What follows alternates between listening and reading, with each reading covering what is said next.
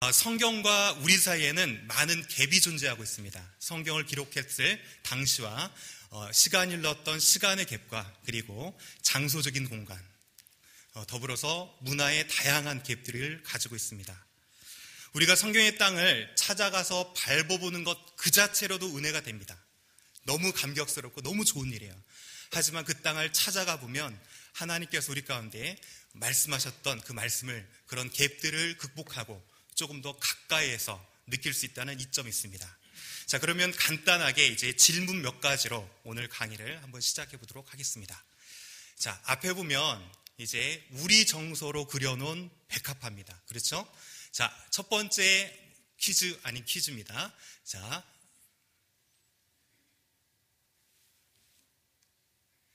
성경에 나오는 드레핀 백합화는 흰색 꽃이다 아니다? 자, 흰색일까요? 아닐까요? 아닐까요? 자, 한번 보도록 하겠습니다. 힌트를 제가 드리는데요.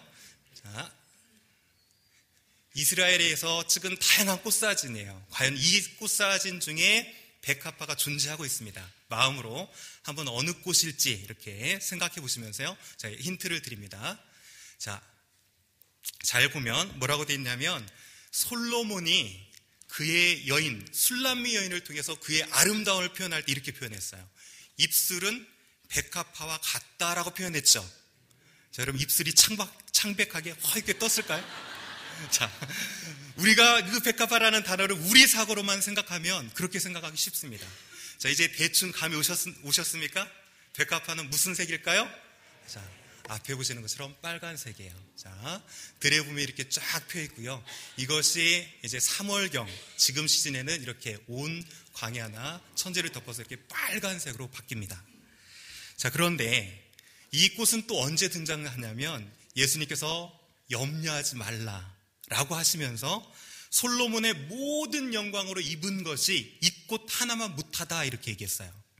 자, 여러분 우리가 분명히 성경을 이제 구체적으로 보기 위해서 백합화는 빨간색이었다는 것을 지식적으로 알았습니다. 그런데 이 지식으로만 그치면 의미가 없죠. 자, 그럼 왜 하필 솔로몬으로 입은 옷의 색깔과 이 백합화를 견주어서 비교했을까요? 자, 색깔이 힌트입니다. 아까 보셨던 것처럼 다양한 예쁜 꽃들이 더 많이 있었죠. 그런데 그 중에 유독 빨간색 빛깔을 냈던 꽃은 아네모네, 학명으로 이렇게 불리고요. 그 다음에 양귀비 아시죠? 근데 이게 아편이 없다라고 해서 개양귀비 이렇게 불립니다. 자, 이 꽃만큼 빨간 꽃을 보기가 드물어요. 자, 한 이제 미술가가 니콜라 푸생이라는 미술가가요, 저기 느브르 박물관에 솔로몬의 재판이라고 하는 그림을 그려놨습니다. 자, 가운데 딱 앉은 사람을 보니까 누구 같습니까? 솔로몬이죠? 그런데 왕복 색깔을 무슨 색깔로 그렸어요? 빨간색이에요.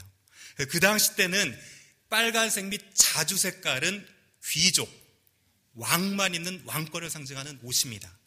자, 그래서 이 옷의 빨간 색깔과 그 다음에 자연적인 백합화, 드레핀 백합화 이 색깔 중 어느 게 더 낫냐라고 지금 견주면서 예수께서 말씀하고 계시고요. 그 다음에 노마 병정들이 예수님을 조롱하기 위해서 무슨 옷을 입혔습니까? 홍포, 자주색 옷을 입혔습니다. 왜 이렇게 했습니까? 왕처럼 꾸며놓고 네가 유대인의 왕이냐 지금 이렇게 조롱하면서 입혔다는 사실입니다. 그래서요, 이렇게 우리가 식물 하나만 알아도 성경을 조금 더 깊이 접근할 수 있습니다. 자, 그 다음 문제로 한번 넘어가 보도록 하겠습니다. 앞에 보시는 곳은 예루살렘 전경입니다. 자, 문제는 뭐냐면 예루살렘에도 눈이 온다. 자, 눈이 올까요? 옵니까? 자, 지금 제가 장소를 한정하고 있어요. 이스라엘이라고 하지 않았습니다. 자, 앞에 보면 이게 갈릴리 바다고요. 저쪽 뒤로 하얗게 살짝 보이는 산이 있죠? 저기가 어디냐면 헬몬산입니다. 헬몬산은 2814m이기 때문에 눈이 쌓여 있어요. 자, 그런데 제가 지금 한정을 어디로 짓고 있냐면 예루살렘으로 한정하고 있어요. 자, 예루살렘에 눈이 올까요? 안 올까요? 자, 자신이 별로 없으신데요. 자, 예루살렘 설경이에요. 그러면 눈이 온다는 얘기입니다. 자, 그럼 우리가 여기서 흥미롭게 생각해 볼 수 있는 건 뭐냐면 과연 성경에는 눈이라는 단어가 나올까요? 하는 거예요. 나옵니다. 20배 이상 나와요. 그런데 우리가 무관심하게 봤기 때문에 지나가기 쉬운데요. 여러분이 잘 아는 성경 구절 잠언 25장 13절 9절에 보면 얼음 냉수 같아서 이렇게 표현했죠. 그렇지만 이것은 원어적으로 보면 차가운 눈 같아서 이렇게 표현됩니다. 그리고 NIV는 이것을 분명히 스노우, 눈으로 번역하고 있다는 사실입니다. 뿐만 아니라 사무엘하 23장 20절에 보면 다윗의 용사 브나야가 얼마나 용감했는지를 표현하기 위해서 눈이 올 때 구덩이에 내려가서 사자를 한 마리 잡아 죽였다라는 기록이 있어요. 자, 이때도 보면 분명히 산지 지형에서 이 사건이 벌어졌을 거예요. 왜냐하면 사해는 눈이 절대 올 수가 없어요. 아까 예루살렘이 눈이 올 수밖에 없는 이유는 뭐냐면 매해 오는 건 아니에요. 자, 그림을 보면 이제 제가 제일 위에 두 장은 제가 2007년도 8년도 유학 갔을 첫 해에 눈이 왔어요. 그리고 내 안 오다가 아래 그림 보면 제가 올해 1월 10일 날 예루살렘을 또 방문했습니다. 그때 눈이 왔어요. 예루살렘에 매년 눈이 오는 것은 아닙니다. 이상기온으로 오는데요. 저만 오면 눈이 온다고 주변에서 눈을 몰고 다니는 사나이라고 20년 30년 있었는데 그만큼 눈 오는 걸 못 봤다 이렇게 얘기할 정도입니다. 자, 그러면 아까 다윗의 용사가 눈 속에서 사자를 잡았다는 얘기는 낮은 지역이 아니라 예루살렘의 높은 그 어간에서 이 사건이 벌어졌다라는 배경을 알 수 있습니다. 자, 높이에 관련된 문제를 잠깐 또 한 번 이제 보는데요. 앞에 두 산이 지금 등장하고 있습니다. 한쪽 산은 여러분 보시는 왼쪽 산은 갈멜산이에요. 자, 갈멜산 하면 여러분이 제일 먼저 떠올리는 성경 사건 뭐가 있습니까?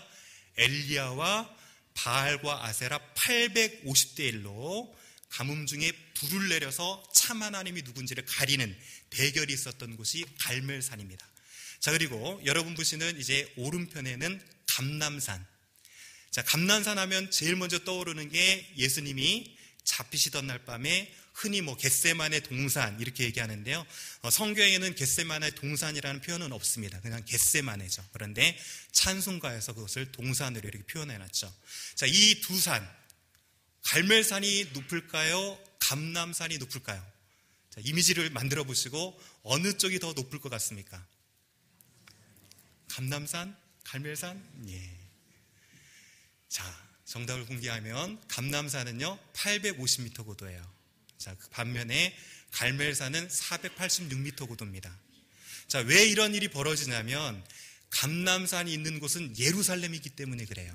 자, 이제 제가 지도를 통해서 정확하게 지형을 한번 여러분이 이해하기 쉽게 한번 잘라보도록 합니다. 자, 앞에 보시면 이스라엘 지형도인데요. 녹색으로 보이는 곳이 평야지대고 갈색으로 짙어질수록 산지 지형이라는 것은 아시겠죠?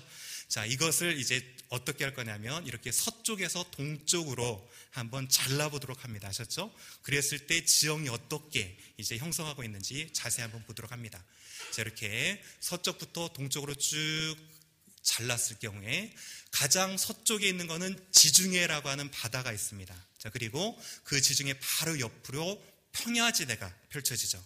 이 평야에서 점점점 중앙으로 향할수록 뭐가 있냐면 이제 산지가 있어요.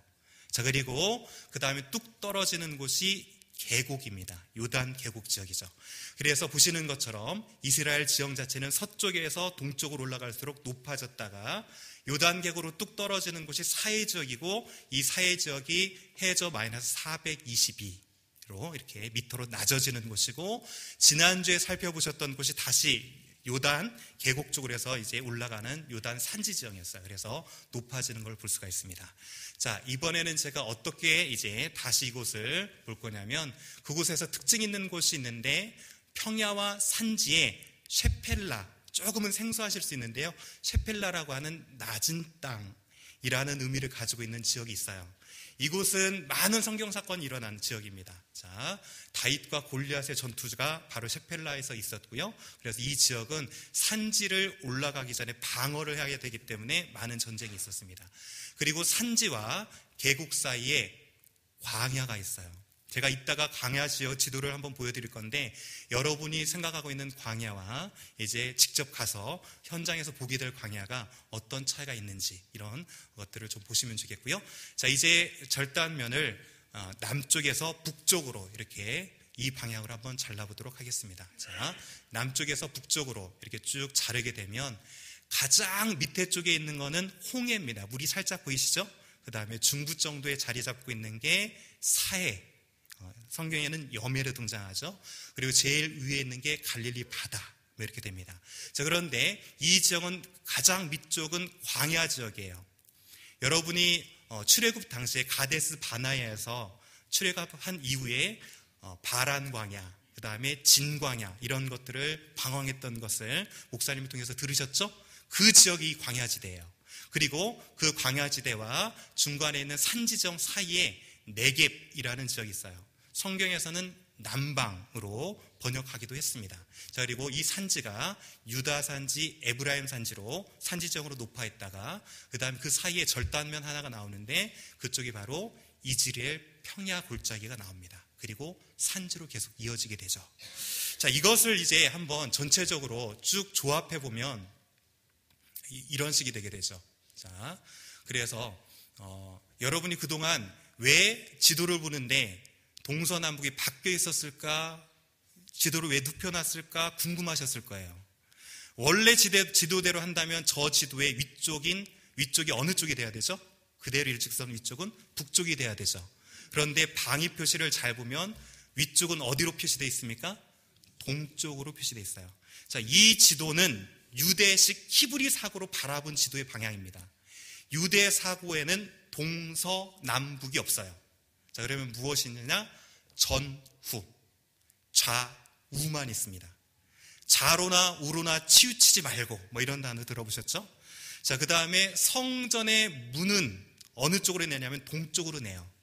그래서 성경에서 앞이라고 하면 어디냐면 동쪽을 뜻하고 성전의 뒤쪽 방향인 뒤가 서쪽이 됩니다. 자, 그리고 왼쪽이 어디가 되겠습니까? 북쪽이 되고 오른쪽이 남쪽이 돼요. 자, 그래서 그런 사고로 구성해놓은 지도가 지금 앞에 보는 저희가 평소 때 보던 지도와 다르게 옆으로 이렇게 누워있는 지도가 됩니다.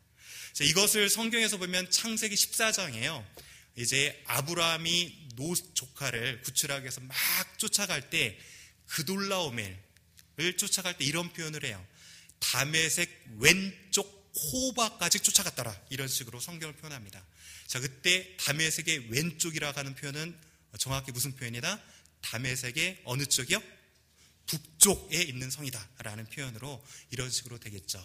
자, 보시면 여러 가지 지형과 이름들이 있는데 이것들은 어떻게 형성되냐면 아까 제가 산지인지 평야인지 계곡인지 바다인지 이런 지형을 구분해 드렸죠. 자, 그리고 나서 또 한 가지 그 앞에 붙은 이름이 있는데 그 이름이 뭐냐면 12지파가 분배받은 땅을 표시해 놨어요. 자, 그래서 아까 저희가 봤을 때 서쪽이 전부 평야였죠. 제일 아래쪽에 블레셋 평야, 이렇게 한 블레셋이 차지하고 있었던 지형은 평야지대다 이런 의미고요. 그 다음에 중앙지대를 보면 유다 산지가 보이시나요? 자, 유다 산지 하면 유다 지파가 땅은 분배받았어요. 그런데 중앙 부분은 지형이 뭐였죠? 산지였어요. 그리고 여매 사해 쪽으로 가면 그 지역도 유다가 차지하긴 했지만 지형 자체가 뭐였다? 광야였다. 이런 식으로 성경에서 에브라임 산지, 유다 산지 이렇게 표현하는 것은 생각하시면 이제 어떻게 생각하시면 좋냐면 어느 지파가 땅을 차지했는지 플러스 한 가지 더 그 지형이 어떤 지형인지를 의미한다 이렇게 생각하시면 되겠습니다. 자, 이런 것들이 이제 성경을 이해할 때 어떤 유익들을 주는지 잘 보도록 합니다. 누가복음을 보면 이제 선한 사마리아인의 비유가 나와요.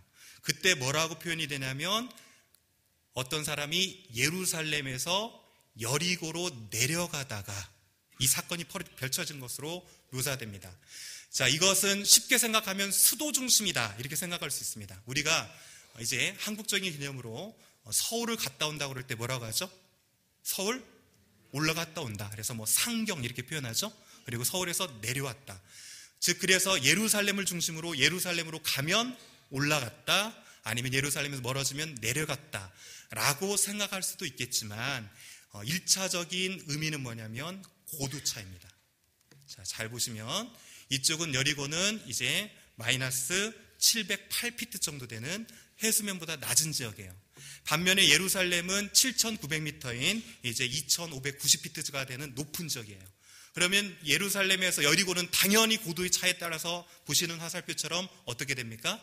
내려갈 수밖에 없어요. 자, 그래서 이런 식으로 표현되고, 반대로면 여리고에서 예루살렘으로 가는 것을 표현하려면 어떻게 표현해야 될까요? 여리고에서 예루살렘으로 올라가더라, 이런 식으로 이제 표현하게 됩니다. 자, 이렇게 고도만 알아도 성경이 높낮이를 표현을 이제 이해할 수 있는 장점이 있고요. 자, 우리가 성경에서 가장 잘 아는 사건 한 가지가 있죠. 다윗과 골리앗의 전투 장소. 제가 아까 셰펠라라고 하는 지역에서 있었습니다, 이렇게 설명을 드렸는데요.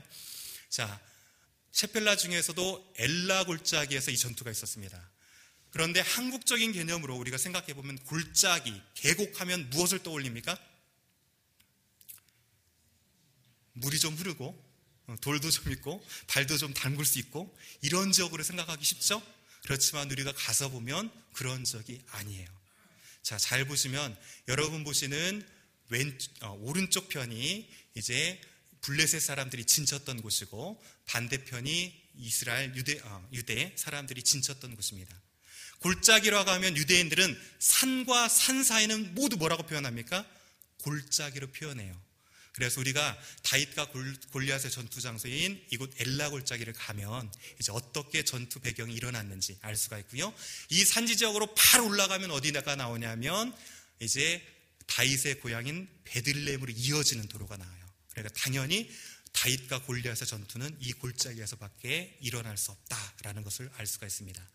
이스라엘이 가지고 있는 별명이 있는데요. 그 별명 중에 하나가 뭐냐면 작지만 큰 나라라는 별명을 가지고 있어요. 전체 미국의 면적으로 따지면 445분의 1밖에 되지 않는 작은 지역입니다. 상당히 작죠? 한국적으로는 강원도 땅 크기밖에 되지 않아요. 그런데 전 세계의 기후와 지형, 52가지 지형을 모두 가지고 있는 땅이 어디입니까? 이스라엘이에요. 그래서 작지만 큰 나라다, 이런 별명을 가지고 있습니다. 자, 그러면 이제 구체적으로 우리가 이스라엘을 향해서 한번 가보도록 하겠습니다. 자, 약속의 땅, 하나님께서는 이제 아브라함에게 내가 지시할 땅으로 가라 라고 하셨고, 그렇게 선택한 곳이 어디냐면 이스라엘입니다.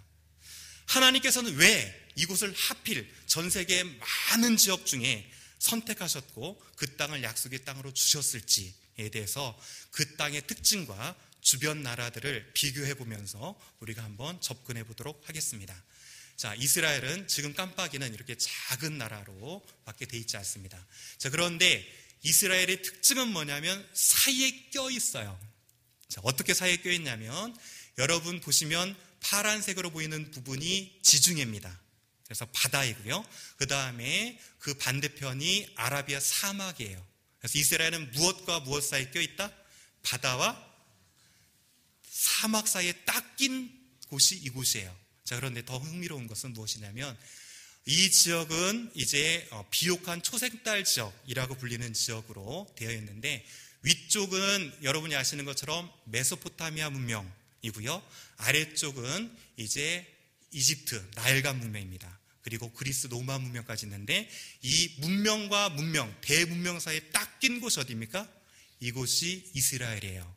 레반트라고 이제 학문적인 용어로 제가 표현을 했는데, 이것은 해가 뜨는 쪽이다 라는 의미가 있어서 뭐 중동 이렇게 표현도 하죠. 그래서 중동으로 불리는 그 지역을 보시면 되겠고요.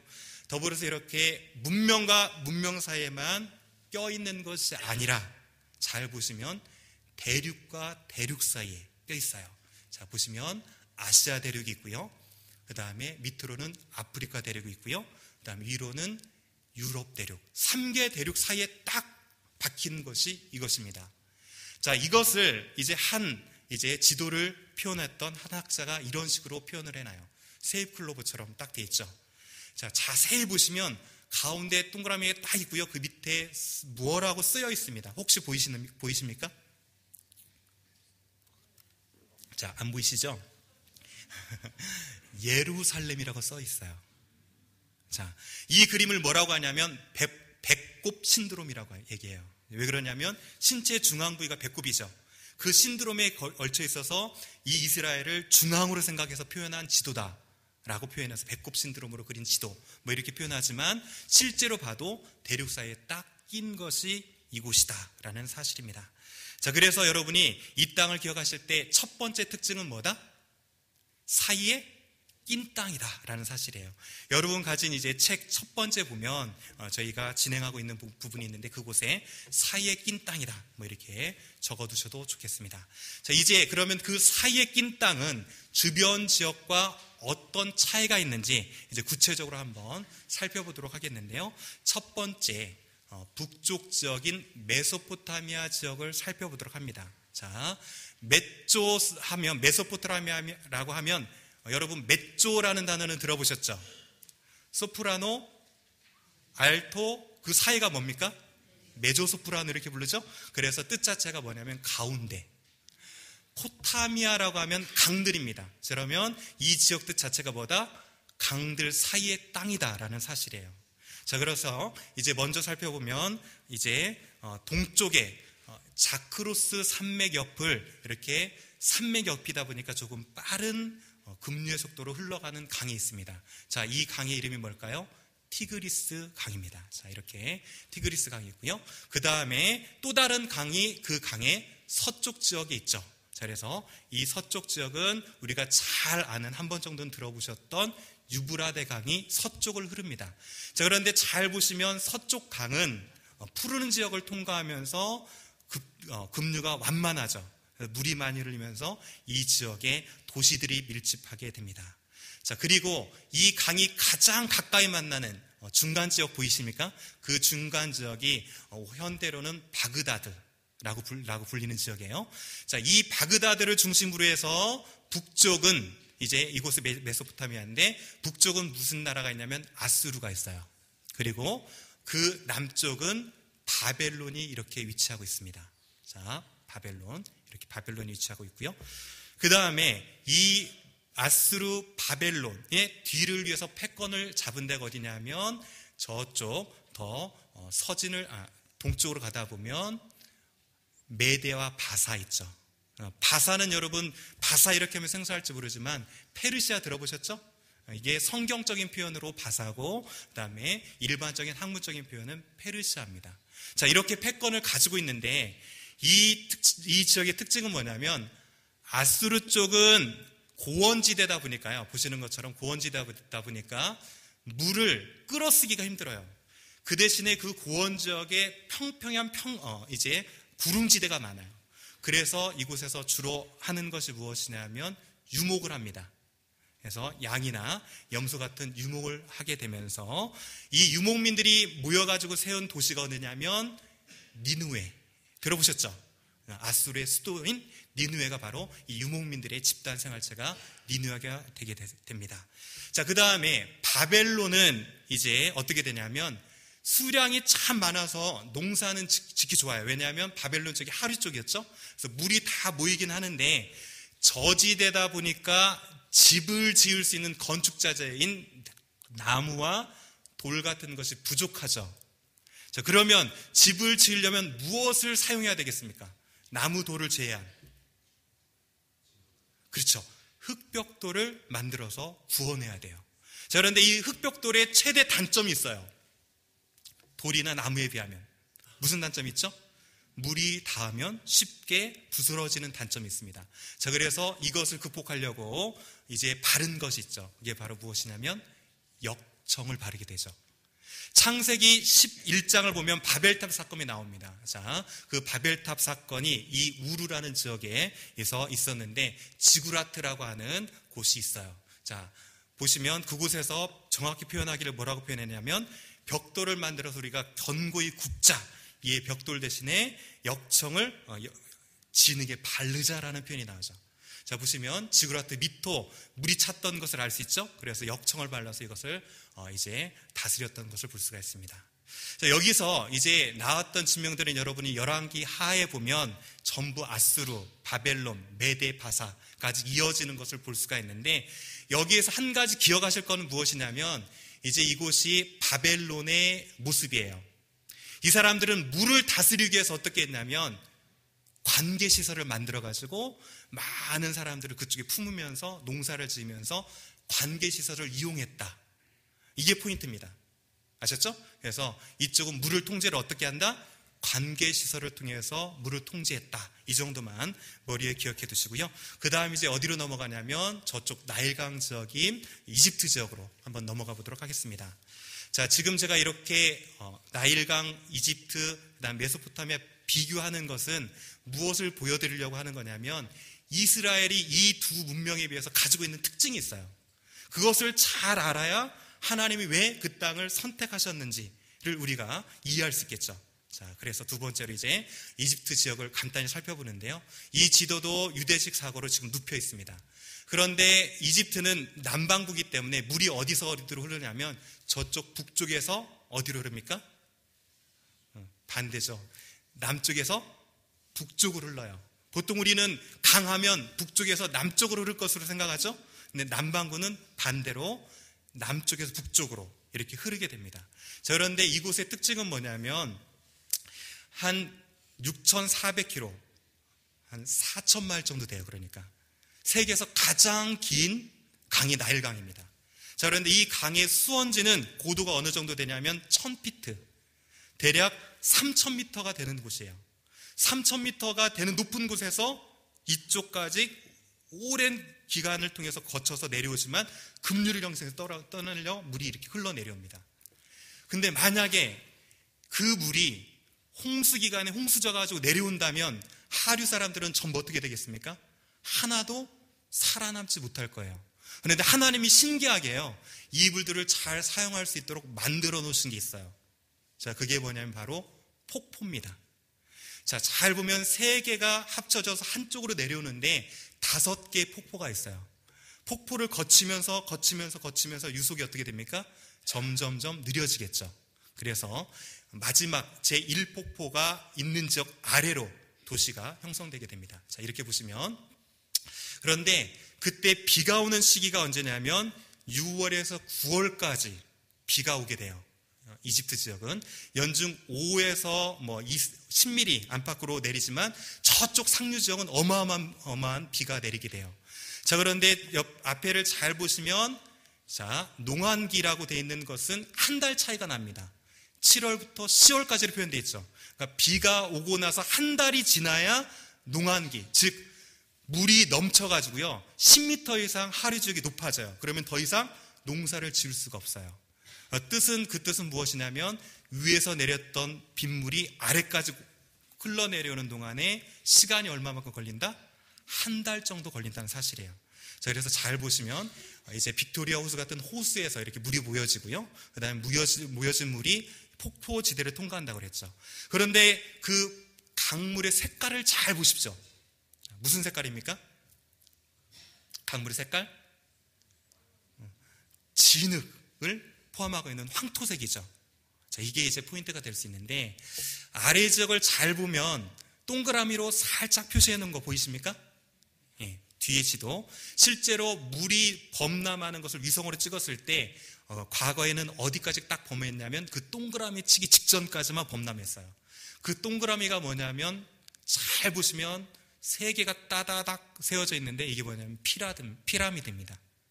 자, 실은 그래서 피라미드는 왕들의 무덤이기도 하지만 농한기에 농부들을 놀리면 무슨 일이 벌어집니까?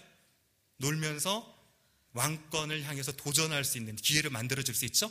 그 기회를 뺏기 위해서 건축물을 지었던 것이 바로 무엇이냐면 피라미드예요.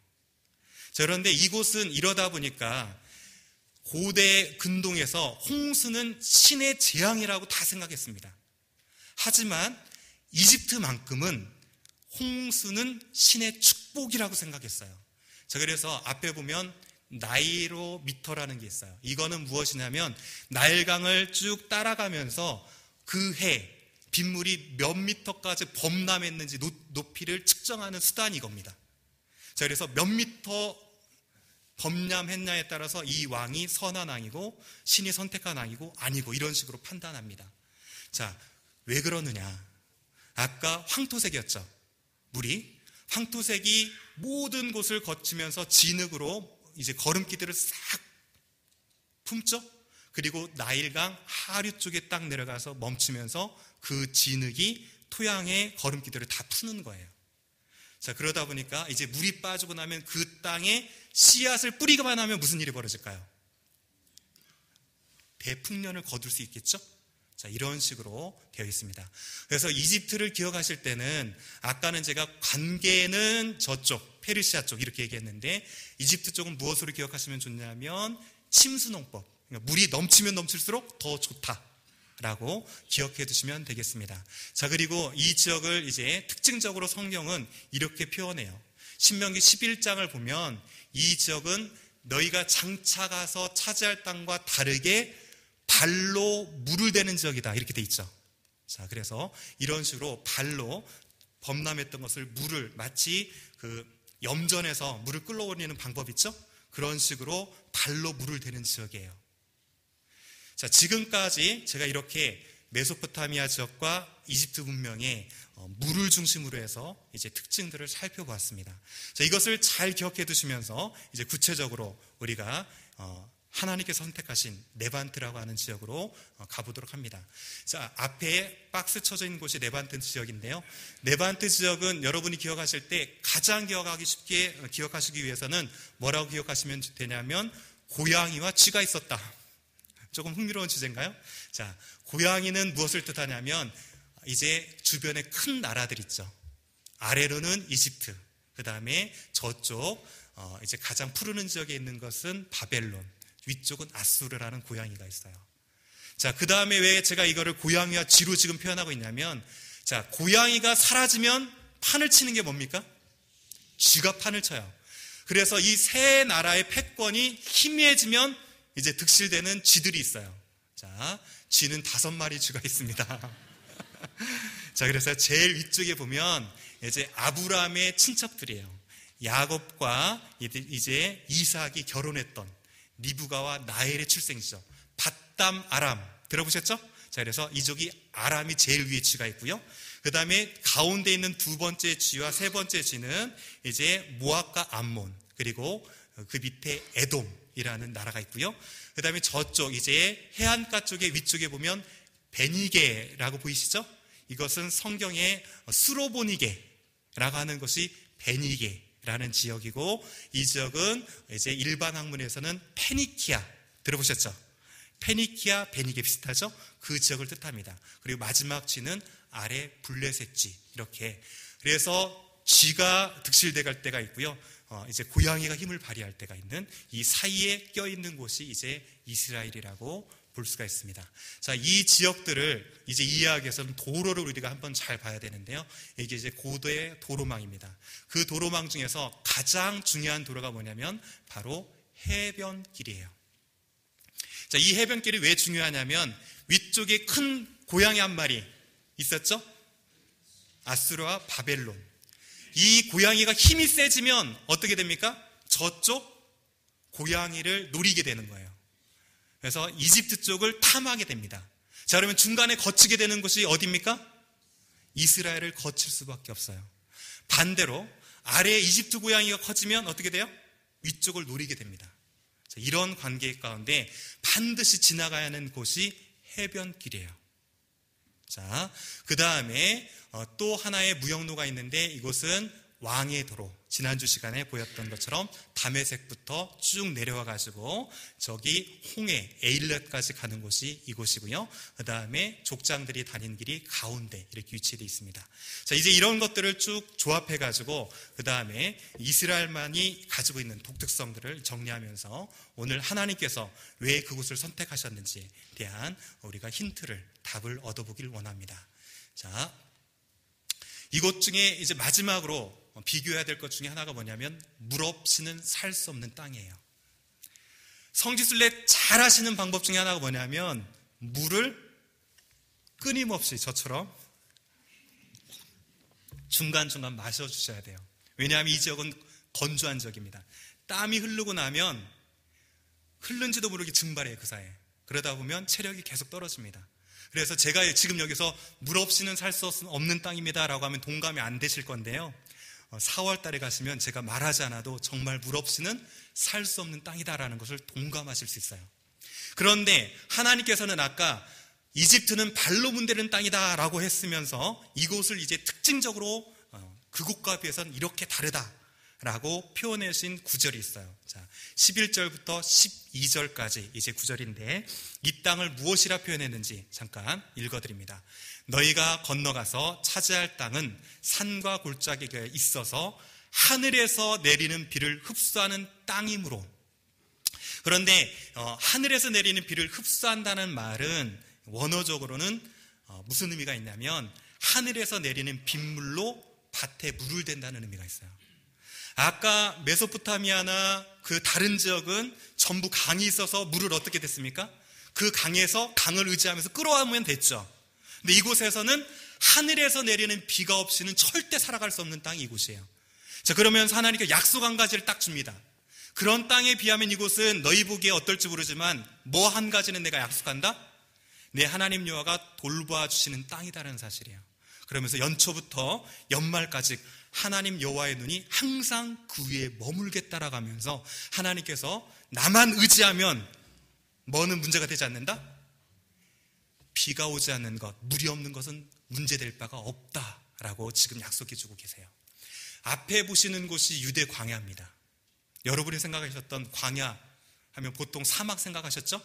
이렇게 유대 광야는 사막이 아니라 석회암 지대로 쫙 펼쳐져 있는 지역이에요.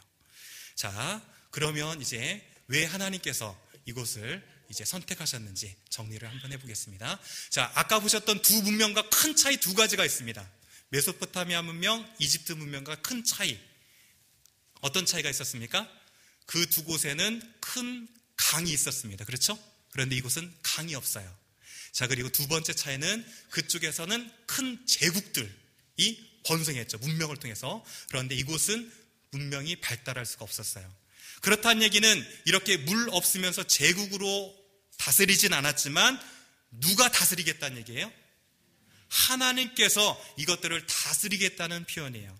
자, 그러면 이 땅의 특징은 무엇이었냐면 사이에 껴있었다라는 말씀 드렸죠. 자, 이제 쉽게 설명을 드립니다. 다윗 왕이 말씀에 딱 서가지고 이스라엘을 다스립니다. 자, 그러면 무슨 일이 벌어질까요? 고양이들 자체적으로 내분이 일어나요. 그러면 다윗은 어떻게 됩니까? 힘 한번 써보지 않고 어떻게 되죠? 위아래로 번영을 누릴 수가 있어요.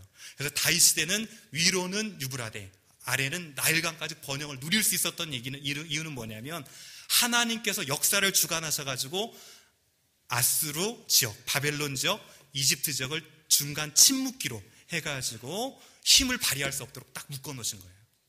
반면에 아합 왕은 여러분이 알기에는 악한 왕으로 알고 있지만 아합 왕만큼 외교, 정치, 그 다음에 건축 여러 가지 유적을 만들어낸 왕이 없어요.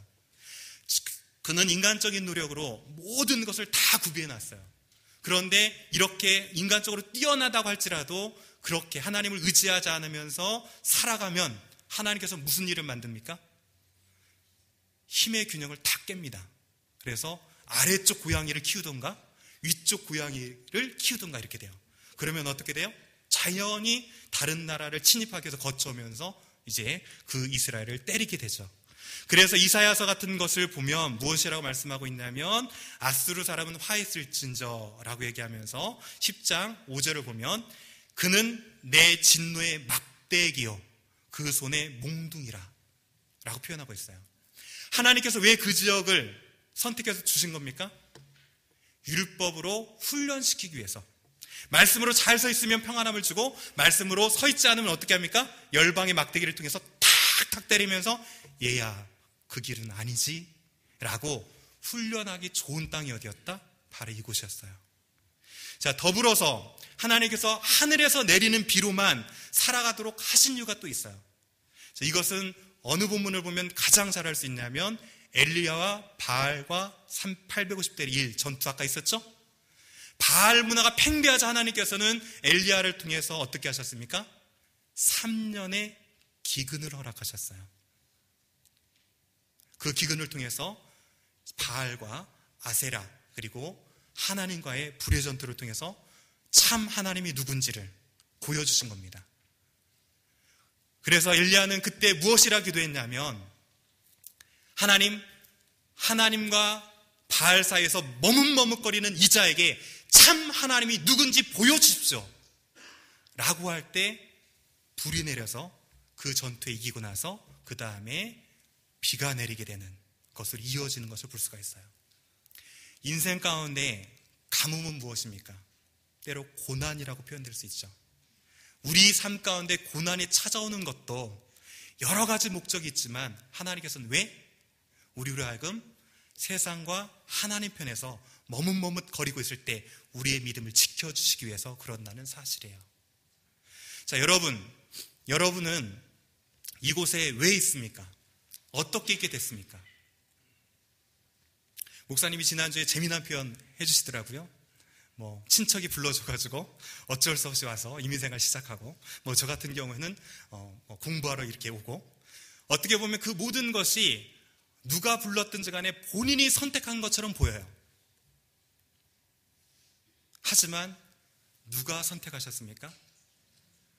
하나님이 선택하셨어요. 할렐루야. 왜 그곳을 선택하셨습니까? 여러분을 믿음으로 훈련시키기 위해서 선택하셨다는 사실이에요. 여러분의 믿음을 더욱더 견고히 하고 여러분의 그 믿음을 통해서 하나님이 하시고자 하는 일 한 가지가 더 있었어요. 자, 아까 내가 내게 지시할 땅으로 가라고 하면서 하나님께서는 그 감의 목적을 무엇이라고 밝혔냐면 너로 큰 민족을 이루어 내게 복을 주어 그 다음에 내 이름을 창대하게 하려니 너는 복의 근원이 될 것이다 라고 얘기하고 있어요.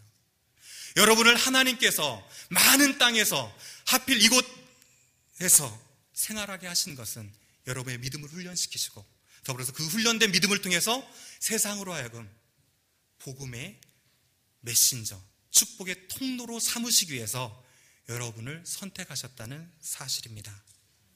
자, 이 사실을 믿습니까? 자, 이스라엘의 하나님이 우리 하나님이라면 그 하나님은 우리를 향한 섭리도 똑같다는 사실입니다. 그래서 우리가 이스라엘을 볼 때 왜 그 작은 땅 하나님께 선택하셨을까라고 평소에 의문을 품으실 수 있었겠지만 그곳이 바로 가장 좋은 믿음의 훈련장이요 많은 복음의 축복의 통로로 사용하기 위함이었다는 사실입니다. 여러분의 삶 가운데 이 하나님의 섭리와 하나님의 신실하심이 늘 함께 하심을 믿고 때론 힘들고 때론 지칠지라도 이것을 통해서 하나님께서 나의 믿음을 연단하고 계시고 이 연단된 믿음을 통해서 하나님께서는 반드시 나를 복의 통로로 사용하신다는 믿음을 가지시고 늘 승리하시는 귀한 세리토스 장로교회 식구들 모두 되어지기를 간절히 축원드립니다. 잠시 기도드리도록 하겠습니다.